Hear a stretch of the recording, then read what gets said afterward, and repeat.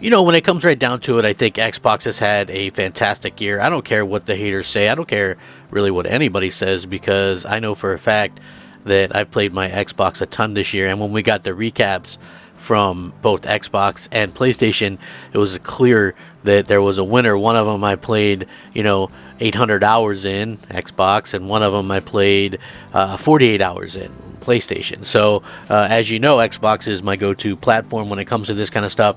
And again, I think they've gotten a fair shake in some of the instances of the media, but also clearly there is some of these instances where the media is very unfair towards Xbox. And that's something that I really hate.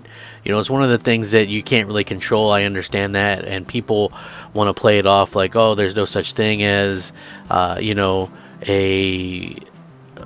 Xbox tax, or people like Xbox just the same as PlayStation or whatever, which is actually the biggest nonsense I've ever heard. But at the end of the day, we know that a lot of these sites and stuff get paid based on kind of traffic and stuff like that. So if they get more traffic, they're going to get paid more money. And so in that sort of way, they're definitely going to try to be more negative. And the reason why you can be more negative about Xbox is because if these sites are negative about Xbox, there's a smaller fan base for Xbox, but it's like this loyal fan base. They'll go into these sites and defend the honor of Xbox or whatever. So if you do a negative article about Xbox, you'll have Xbox fans in there defending Xbox, and you'll have PlayStation fans making fun of Xbox. Whereas if you talk something bad about PlayStation, you might have PlayStation fans in there trying to defend it, but Xbox fans, for the most part, I don't think are going to care one way or the other. So I think that is a huge difference, than what I'm kind of talking about. And now we have some really good information, and this is a really good story, a very positive Xbox story that probably a lot of people didn't realize, which Xbox takes the #1 spot in the top 10 most covered games and companies of 2023.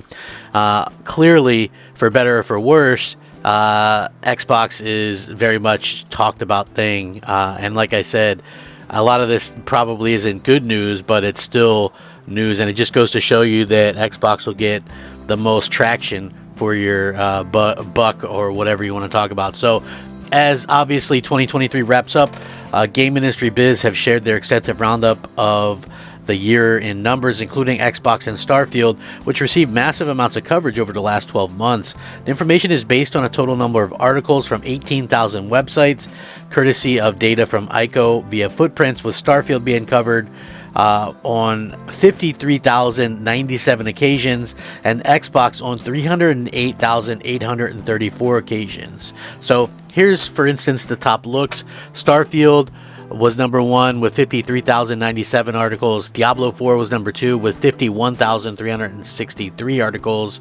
For a bit of more reference, Fortnite was 4th with 28,000. Cyberpunk was 5th with 25,000. Spider-Man 2 was 6th at 25,000. So Starfield had more than double the amount of articles written about it than Spider-Man 2. Even Minecraft is in here at #8 with 21,000. Baldur's Gate 3, #9 with 20,000. The most covered company is Xbox, 308,000. PlayStation is #2 with 268,000. So quite a bit more there for Xbox. Nintendo is 3rd with 244,000. Now here's the interesting thing. Microsoft is 4th as a company as a whole, probably having to do with Activision Blizzard, which comes in at 6 with 80,000. So there's plenty of fascinating information in the infograph that's worth checking out. I'm going to link this so you guys can check it out. For example, Hogwarts Legacy was the best-selling game of the year in the U.S. Digital games made up 83% of all purchases on consoles, and the most viewed trailer was Grand Theft Auto 6 by over 60 million views. What a crazy statistic that is. Going back to those most covered categories, though, it's clear Starfield generated a huge amount of attention for Xbox in 2023. It'll be interesting to see if it comes into play in 2024. What the interesting thing for me with all this is I can remember quite a bit of Starfield coverage, but not a lot of the coverage was what I would say was very positive, or something that kind of drives me in such a way to think that it was, more of a positive outlook on things. So, it's kind of crazy to see that. It's kind of interesting to see the different takes and things like that on the gaming industry, but clearly Xbox was talked about a lot. And you know what's funny to me is how much more Xbox was talked about this year than PlayStation, despite the fact that PlayStation had what I consider to be a very lackluster year and a very bad year in terms of publicity, but yet it doesn't seem like places really cover the bad stuff when it comes to PlayStation as much as Xbox when it comes to the negative stuff, right? Like, I mean, most people, when I mention stuff like, well, PlayStation has closed down studios and have canceled multiple games this year, people are like, really? I didn't know that, I was like, yeah, Pixel Opus, they closed Pixel Opus, they canceled the Pixel Opus game, they canceled the Naughty Dog game as well, and, Jim Ryan, their CEO, is gone. Could you imagine if Phil Spencer was leaving? That the amount of press that would generate, the amount of articles and stuff saying, Xbox is doomed or whatever. I think that it would be kind of crazy to see. And, at the end of the day, I think, Xbox is getting, plenty of, I think they're getting some good talks and good hype and things like that, but there's always going to be that bit of object negativity, because obviously people think that when you're negative towards Xbox, it'll lead to positive things on your site, I guess. I don't really know.